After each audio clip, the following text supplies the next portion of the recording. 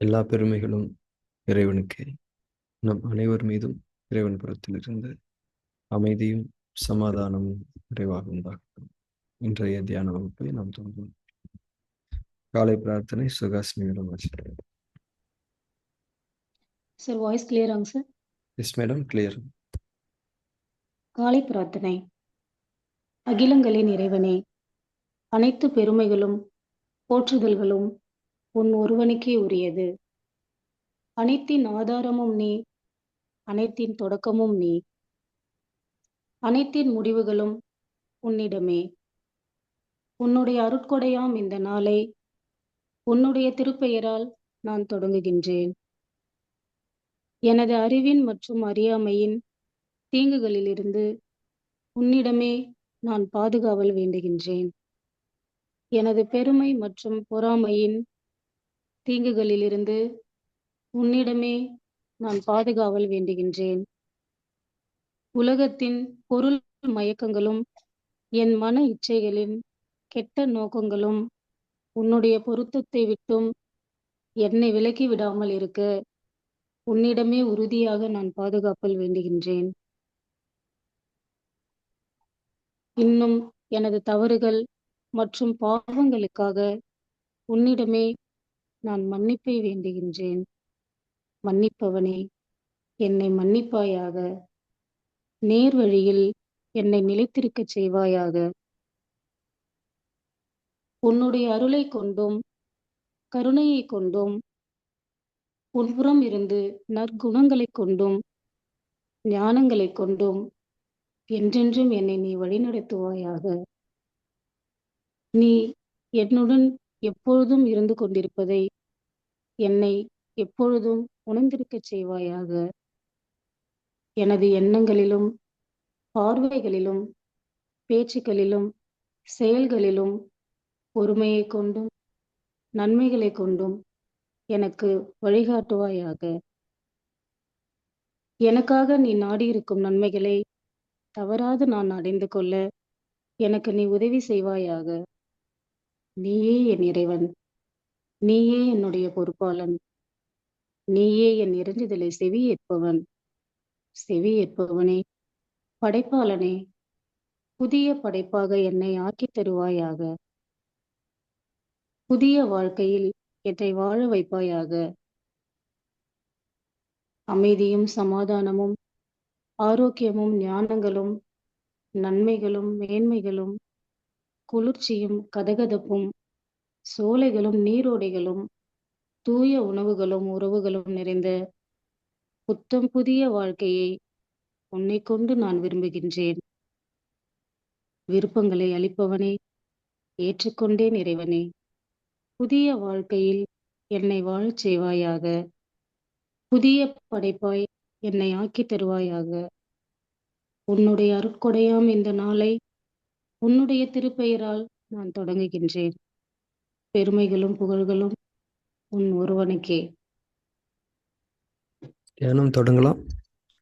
நம்முடைய அக சூழலில் நாம் நிலை பெற்றிருக்க தொடங்கலாம்.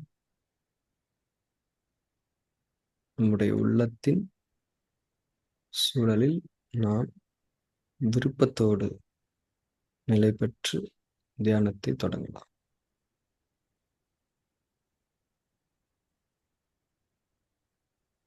கண்கள் மூடப்பட்டிருப்பதன் மீது கவனம் இருக்கட்டும்.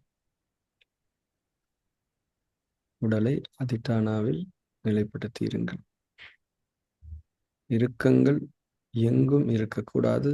முக்கியமாக நம்முடைய முகத்தின் தசைகளில் தளர்வு உணரப்பட வேண்டும்.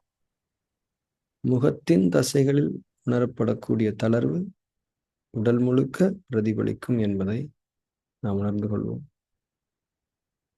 அதிட்டானாவை நாம் உணர்ந்து கொள்வோம்.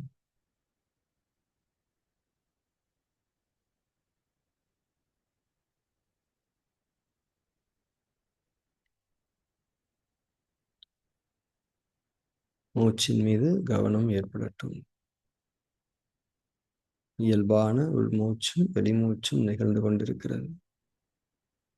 அதன் மீது கவனம் செலுத்தப்படும். நம்முடைய உயிரோட்டம் சுவாசத்திலிருந்து தொடங்குகிறது, நடந்து கொண்டிருக்கிறது.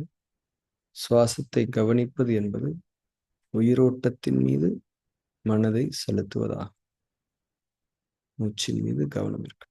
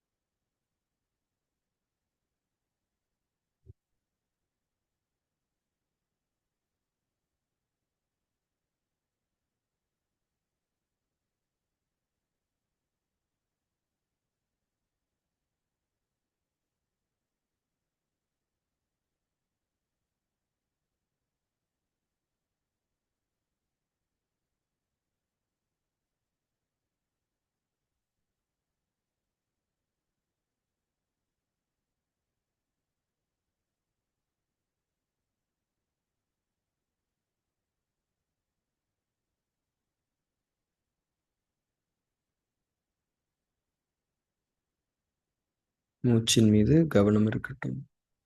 கவனத்தோடு உணர்வையும் நாம் மேற்கொள்ள வேண்டும்.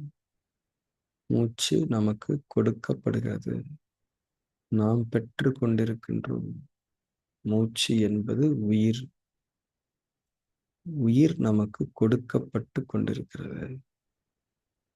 கொடுப்பவன், கொடுத்து கொண்டிருப்பவன் இறைவன். நமக்காக பிரத்யேகமாக ஒரு மூச்சும் படைக்கப்பட்டு கொடுக்கப்பட்டு கொண்டிருக்கிறது. நம்மை இறைவன் கவனித்தவனாக இருந்து கொண்டிருக்கின்றான் என்பதற்கு ஒவ்வொரு மூச்சும் அத்தாட்சியாகும். மூச்சின் மீது இந்த கவனத்தையும் உணர்வையும் நாம் மேற்கொண்டோம்.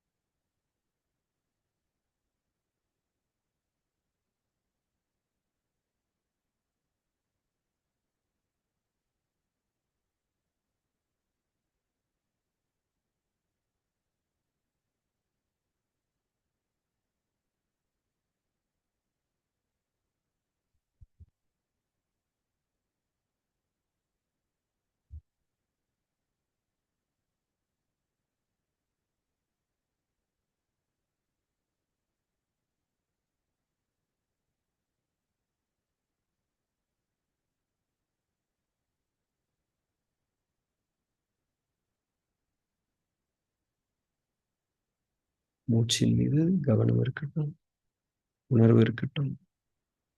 ஒவ்வொரு உள்மூச்சும் கவனிக்கப்படும் போது அந்த மூச்சு நமக்காக இப்போதுதான் படைக்கப்பட்டு அகிலங்களின் சக்தி திரட்சியை ஏந்தி கொண்டு நமக்குள் இறைவனுடைய அனுமதியை கொண்டு நுழைகிறது என்ற அந்த உணர்வு வேண்டும். ஒவ்வொரு மூச்சும் அகிலங்களின் சக்தி திரட்சியை உள்ளடக்கியதாக இருக்கிறது. நம்முடைய உயிருக்கு உயிரளிக்கக்கூடியது மூச்சு. அந்த மூச்சு எனும் அந்த பெரும் அருட்கொடை நமக்கு கொடுக்கப்பட்டு கொண்டிருக்கு. இந்த உணர்வு மூச்சின் மீதான கவனத்தோடு இணைந்திருக்க வேண்டும்.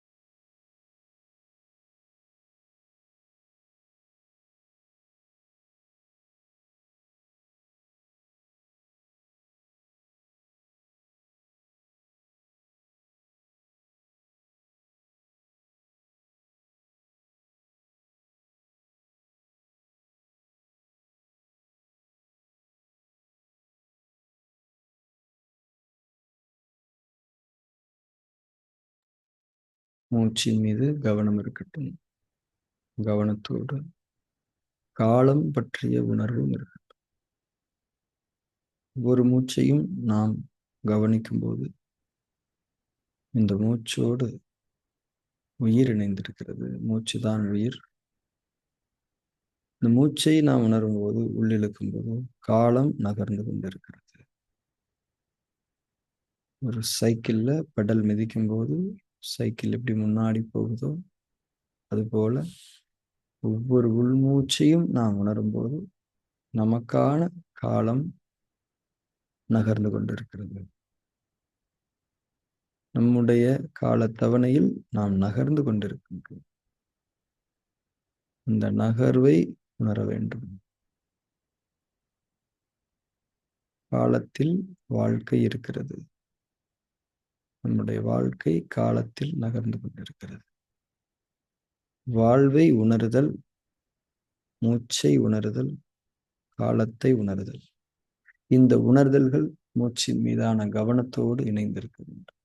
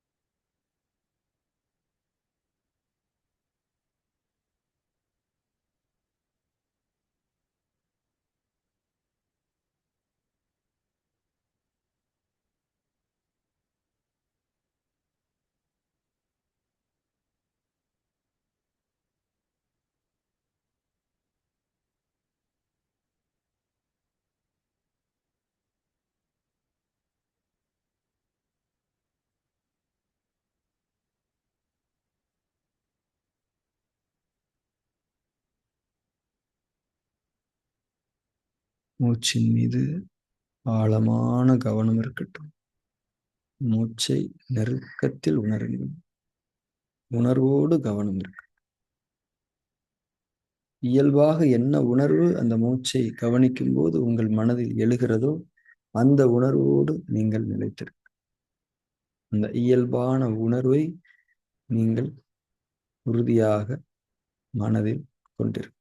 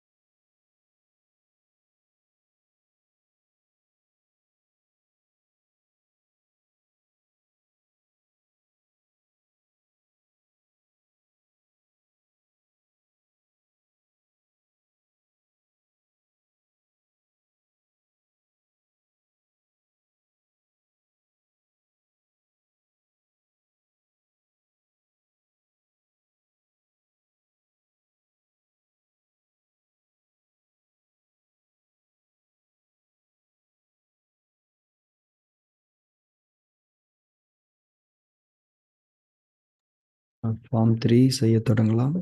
சாட்சி பாவனையில் நிலைத்திருக்க தொடங்கலாம். கவனங்களிலிருந்து தளர்ந்து கொள்ளுங்கள். ஒரு பார்வையாளராக இருந்து உள்ளும் புறமும் நிகழக்கூடிய அத்தனை நிகழ்வுகளையும் வெறுமனே கவனித்து வாருங்கள். தளர்வாக கவனித்து மூச்சை கவனிக்கும் போது இருந்து கொண்டிருந்த அந்த கவன குவிப்பு தளர வேண்டும். இந்த தளர்வை உணர வேண்டும். ஃபார்ம் 3 செய்ய தொடங்கலாம்.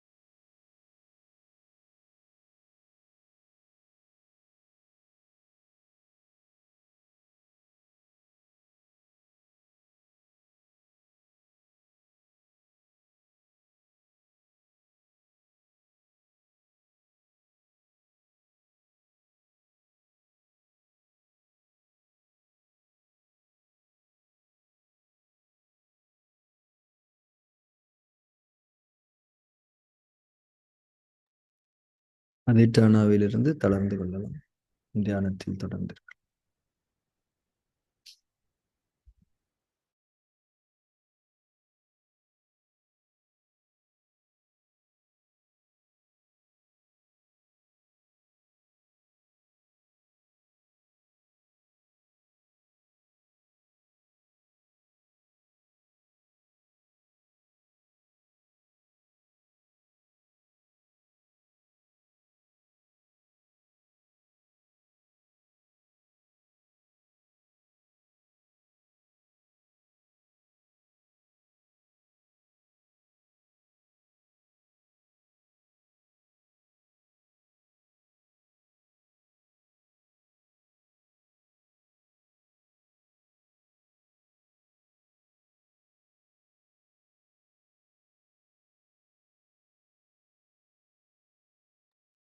நாம் தியானத்தை நிறைவு செய்து கொள்ளலாம். கண்களை திறந்து.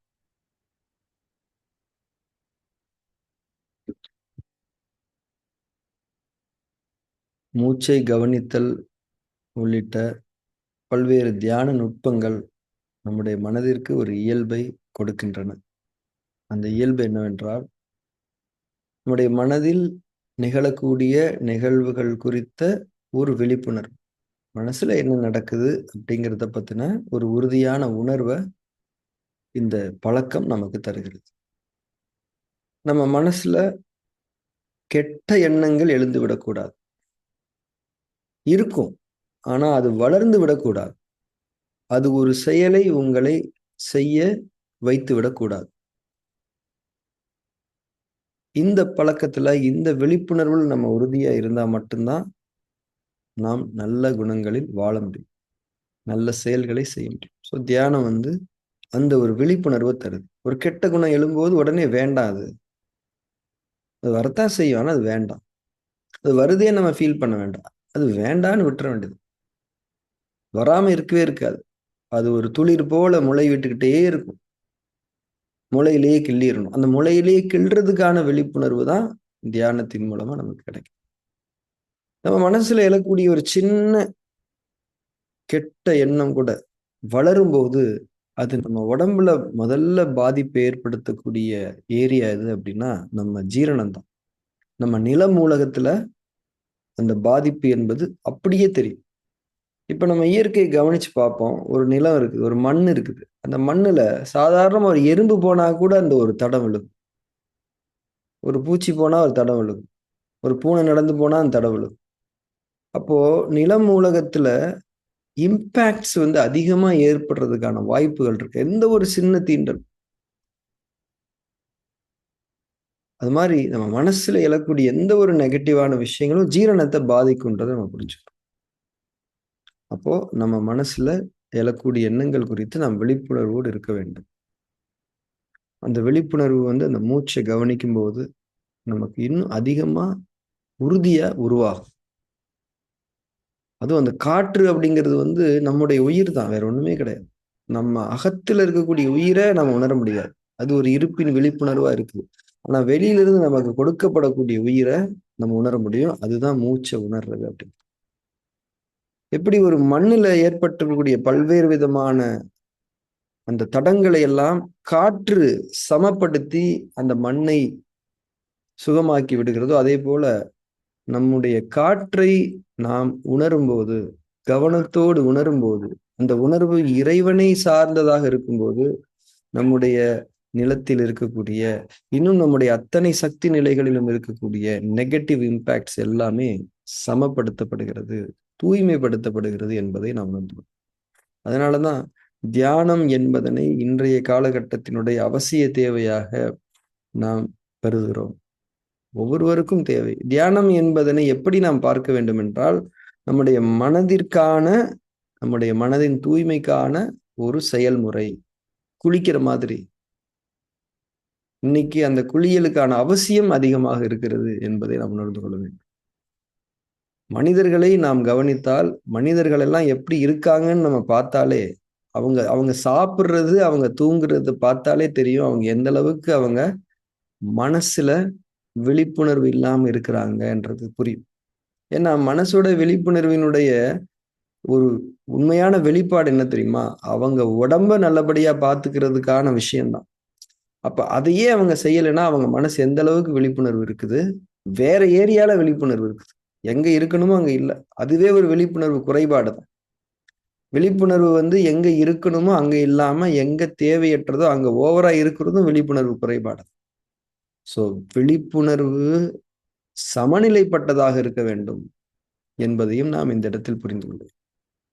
சகல விதங்களிலும் தியானம் என்ற இந்த ஒரு பழக்கம், நம்முடைய மனதை கேர் பண்ணிக்கக்கூடிய அந்த ஒரு பழக்கம் என்பது நம்மை நன்மைகளில் ஆக்கும். நம்ம காலை பிரார்த்தனையில வாசிக்கும் போது என்ன வாசிக்கிறோம்? இறைவனே, நீ எனக்காக நாடி இருக்கக்கூடிய நன்மைகளை தவறாது நான் அடைந்து கொள்ள எனக்கு உதவி செய்வாயாக என்று கேட்கின்றோம். இறைவன் அனைத்து மனிதர்களுக்கும் அனைத்து உயிர்களுக்கும் நன்மையை நாடி இருக்கின்றான். ஆனால் அதை தவற விடக்கூடிய வாய்ப்பு மனிதனுக்கு அதிகமாக இருக்கிறது. அதனால்தான் இறைவன் சொல்லுகின்றான், உங்களுக்கு நீங்களே தான் அநியாயம் செய்து கொண்டீர்கள், நான் உங்களுக்கு எந்த அநியாயம் செய்யவில்லை, நான் உங்களுக்கு நாடி இருந்தேன், நீங்கள் அதை தவற விட்டு விட்டீர்கள். அந்த தவற விடாம இருக்கிறதுக்கு தான் கவனம் தேவை. அந்த கவனம் தான் இன்னைக்கு இல்லை. கவனம் இருக்குது, வேற எங்கேயோ இருக்குது. இதுவும் ஒரு கவன குறைபாடு தானே. எனவே தியானம் என்பதனை மிக முக்கியமானதாக நாம் கருத வேண்டும்.